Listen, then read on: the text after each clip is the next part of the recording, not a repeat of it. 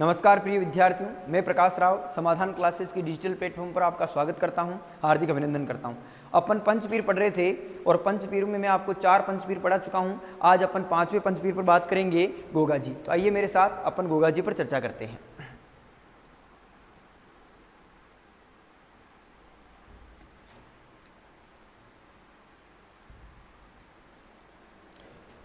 देखो, गोगा जी का जो जन्म है वो चौहान वंश में हुआ था। किस वंश में हुआ था? चौहान वंश में। और गोगा जी का जो जन्म है वो कहाँ पर होता है? तो इनका जन्म होता है ददरेवा के अंदर। और ददरेवा कहाँ पर पड़ता है? चूरू के अंदर। और यहाँ पर इनका जन्म हुआ था विक्रम संवत 1003 में। विक्रम संवत 1003 में क्या होता है? इनका जन्म होता है। ददरेवा चूरू के जो है उस समय शासक कौन थे? तो ददरेवा चूरू के उस समय शासक थे इनके पिता जेवर सिंह। इनके पिता का नाम क्या था? जेवर सिंह। और जेवर सिंह के 2 पत्नियां थी। जेवर सिंह की पत्नियां कितनी थी? 2 पत्नियां। पत्नियां कितनी हैं? 2। एक का नाम तो था बाछल दे और एक का नाम था काछल दे। तो जेवर सिंह जी की 2 पत्नियां थी। जेवर सिंह जी चौहान के 2 पत्नियां थी। एक का नाम था बाछल दे और एक का नाम था काछल दे। जब दोनों पत्नियों से इनके कोई पुत्र प्राप्ति नहीं हुई तो जेवर सिंह जी उस समय के प्रसिद्ध गुरु थे जिनका नाम था गोरखनाथ। गुरु कौन थे? गोरखनाथ के पास गए और गोरखनाथ से कहा कि हे गुरुदेव, मैं निसंतान हूँ, मेरे कोई संतान नहीं हो रही है, तो आप मुझे कोई ऐसा आशीर्वाद दीजिए जिससे मेरे संतान हो जाए। तो गोरखनाथ ने क्या किया? गोरखनाथ ने गूगल नामक एक गूगल प्रसाद दिया। किसको दिया था? जेवर सिंह जी को। और इन्हें कहा कि भाई अपनी पत्नियों को जाकर ये खिला देना तो आपके पुत्र प्राप्ति होगी। तो जेवर सिंह जी यहाँ पर आते हैं तो प्रसाद का एक हिस्सा तो किसे खिलाते हैं? बाछल दे को। और 2 हिस्से किसको खिलाते हैं? काछल दे को। तो बाछल दे से पुत्र होता है इनके, जिसका नाम था गोगराज चौहान। और ये गोगराज चौहान गूगल नामक प्रसाद खाकर हुए थे, यानी गोगा जी का जन्म जो है गूगल प्रसाद से हुआ था, इसीलिए इन्हें गोगराज के नाम से भी क्या किया जाता है? जाना जाता है। यही आगे जाकर क्या कहलाएंगे? गोगा जी कहलाएंगे। क्या कहलाएंगे? गोगा जी। और काछल दे से 2 पुत्र हुए थे। एक पुत्र का नाम था अर्जुन और एक पुत्र का नाम था सर्जुन। तो अर्जुन और सर्जुन किसके भाई थे? तो गोगा जी के चचेरे भाई थे। एक तरह से चचेरे भाई थे, एक तरह से सौतेले भाई थे, ठीक है। तो इस प्रकार से जो है गोगा जी का क्या होता है? जन्म होता है। तो गोगा जी के पिताजी का नाम तो क्या हो गया? जेवर सिंह। और माता का नाम क्या हो गया? बाछल दे। आगे बात करते हैं अपन।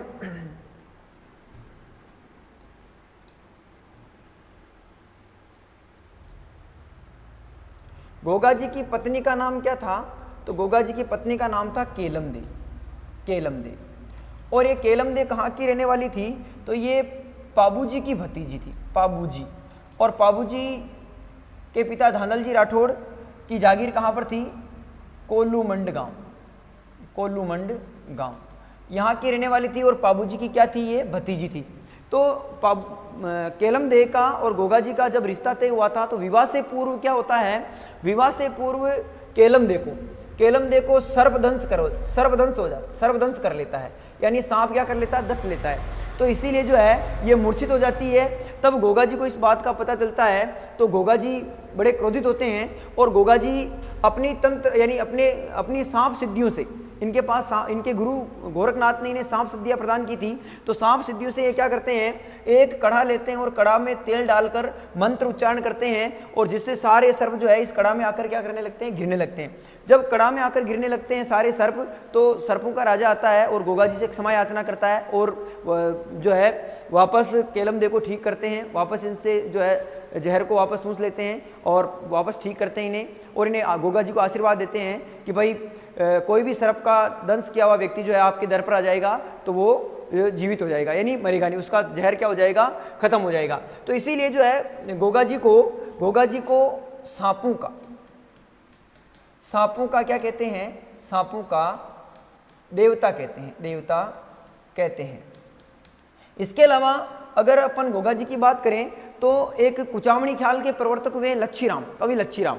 और कवि लच्छीराम के अनुसार जो है गोगा जी की एक पत्नी और थी। कवि लच्छीराम के अनुसार, कवि लच्छीराम के अनुसार गोगा जी की एक पत्नी थी जिसका नाम था सरियल, सरियल। और इस सरियल से एक पुत्र हुआ गोगा जी के जिसका नाम था केसरिया कंवर, केसरिया कंवर। तो केसरिया कंवर को भी किसका यानी किसके पुत्र माना जाता है? तो गोगा जी का पुत्र माना जाता है। ये कौन बताता है? तो ये कुचामणी ख्याल के प्रवर्तक लच्छीराम जो है ये बताते हैं। बाकी गोगा जी की मुख्य पत्नी का नाम क्या मिलता है? केलमदे। तो आइए और आगे भी अपन चर्चा करते हैं। अब देखो गोगा जी जो है, गोगा जी के जन कल्याण के कारण और जन कल्याण के कारण जो है मारवाड़ क्षेत्र में इनकी प्रसिद्धि बढ़ती जा रही थी। गोगा जी की क्या बढ़ती जा रही थी? प्रसिद्धि बढ़ती जा रही थी, प्रसिद्धि बढ़ती जा रही थी, जिससे इनके जो भाई थे, इनके भाई थे अर्जुन और सर्जुन। अर्जुन और सर्जुन जो है इनसे क्या करने लगे? ईर्ष्या करने लगे। और ईर्ष्या करने लगे तो इन्होंने क्या किया? मोहम्मद गजनवी। और ये मोहम्मद गजनवी 1025 में सोमनाथ मंदिर को भी लूटने आता है गुजरात के अंदर, और सोमनाथ मंदिर को लूटकर वापस जा रहा होता है। तो मोहम्मद गजनवी से मुलाकात करते हैं अर्जुन और सर्जुन। और गोगा जी की जो गायें थी, गोगा जी की गायें कहाँ पर थी? सांचौर के अंदर, सांचौर के अंदर। तो सांचौर से अर्जुन और सर्जुन जो है मोहम्मद गजनवी के साथ मिलकर इनकी गायों को यहाँ से क्या कर लेते हैं? सांचौर से चुरा लेते हैं, गायों को चुरा लेते हैं, और यानी गायों को घेर लेते हैं यहाँ से। इस बात का पता किसे चलता है? गोगा जी को। और गोगा जी क्या करते हैं? गोगा जी इस अर्जुन और सर्जुन से कुल पुत्र हुए थे इनके 52 पुत्र। तो ये गोगा जी के क्या थे? भतीजे थे। तो ये गोगा जी के 52 भतीजे, और गोगा जी के जो है कुल पुत्रों की संख्या कितनी थी? तो 46। इनके पुत्र कितने हुए थे? 46। तो गोगा जी अपने 46 पुत्रों और 52 भतीजों को लेकर जो है मोहम्मद गजनवी से युद्ध लड़ने आते हैं। और ये एक स्थान पड़ता है ददरेवा चूरू नामक स्थान पर जो है यहाँ पर इसको यानी मोहम्मद गजनवी को रोक लेते हैं, और यहाँ पर इसके साथ क्या करते हैं? भयंकर युद्ध लड़ते हैं। और इस भयंकर युद्ध लड़ते हैं, और यहाँ पर भयंकर युद्ध लड़ते हुए जो है यहाँ पर गोगा जी का सिर धड़ से क्या हो जाता है? अलग हो जाता है। तो इनका सिर तो यहाँ पर कटकर यहाँ पर गिर जाता है। इसीलिए ददरेवा चूरू में जो है गोगा जी की क्या स्थित है? शीर्ष मेढ़ी है। तो प्रश्न आता है कि गोगा जी की शीर्ष मेढ़ी कहाँ पर स्थित है? तो ददरेवा चूरू में। जबकि इनका धड़ जो लड़ता हुआ है वो कहाँ चला जाता है? गोगा मेढ़ी।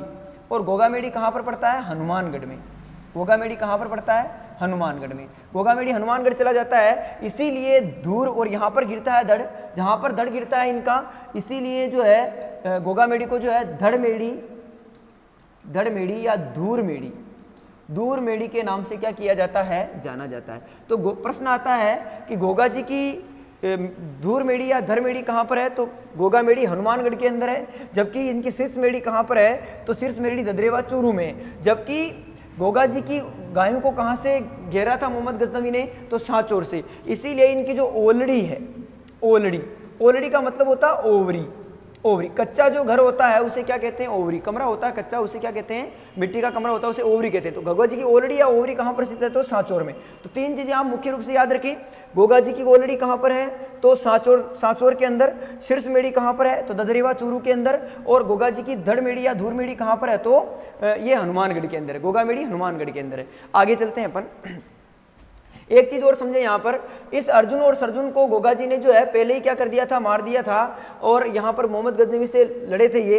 इस युद्ध में क्या होता है? इस युद्ध में इनके शौर्य और पराक्रम को देखकर, इनके लड़ने के यानी जो है विशेषता को देखकर गोगा जी को मोहम्मद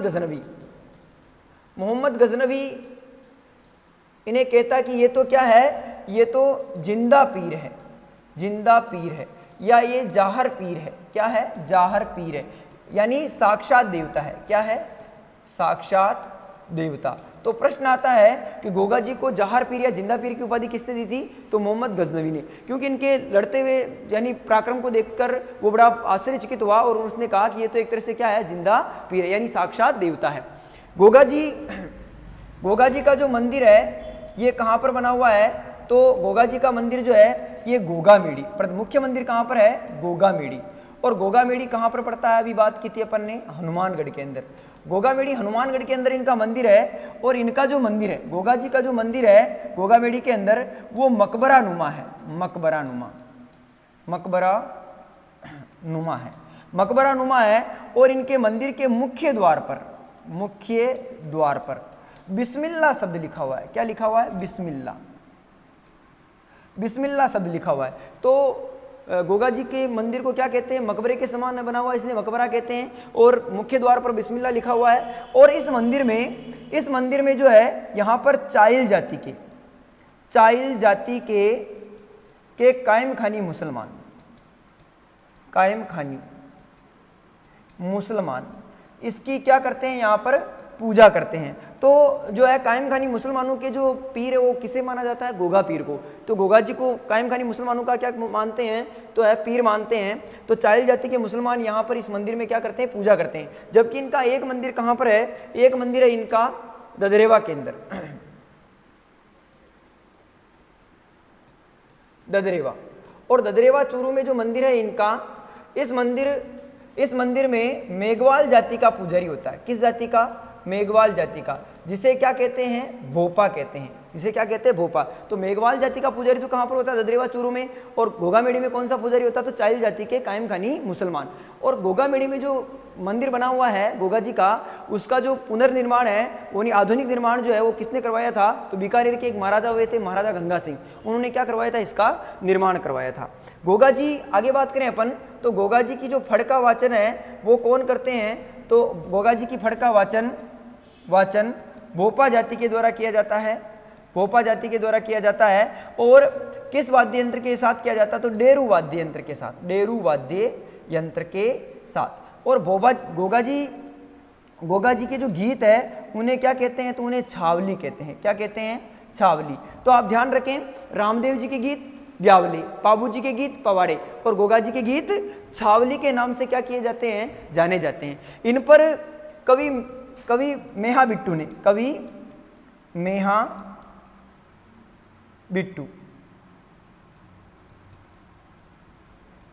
बिट्टू ने एक रचना भी लिखी है जिसका नाम है गोगाजी रा रसावला, गोगाजी रा रसावला। तो गोगाजी रा रसावला जो है ये किससे संबंधित है, तो कवि मेहा बिट्टू से संबंधित है, जो गोगा जी पर लिखा गया साहित्य है। किसके द्वारा लिखा गया, तो मेहा बिट्टू के द्वारा। आगे चलते हैं अपन। गोगा जी का जो घोड़ा था, गोगा जी का घोड़ा था, इसका नाम क्या था, गोरा बप्पा। और गोगा जी का जो मेला है वो भाद्र कृष्ण नवमी के दिन लगता है। कहाँ पर लगता है, तो गोगामेड़ी हनुमानगढ़ में। गोगामेड़ी हनुमानगढ़ में इनका क्या बढ़ता है, मेला बढ़ता है। और भाद्र कृष्ण नवमी के दिन इनके घोड़े को कुमार जाति की जो महिलाएं हैं वो घर लेकर जाती है। और लोग इन पर जो है, इस घोड़े पर जो है राखियां क्या करते हैं, रक्षाबंधन की जो राखियां हैं उनको क्या करते हैं, अर्पित करते हैं। किसको करते हैं, गोगा जी के घोड़े को। गोगा जी के जो उपनाम है अपन ने बात की थी, इन्हें गोरक्षक, सांपों का देवता, जाहर पीर, जिंदा पीर और साक्षात देवता, ये किसके नाम है, सभी गोगा जी के हैं। आगे और चर्चा करते हैं अपन। गोगा जी के जो मेला है भाद्र कृष्ण नवमी को बढ़ता है। और इस मेले में उत्तराखंड, गोगा जी के मेले में उत्तराखंड, यूपी, हरियाणा आदि से जो है यानी यात्री आते हैं, उन्हें क्या कहा जाता है, तो पूरबीय।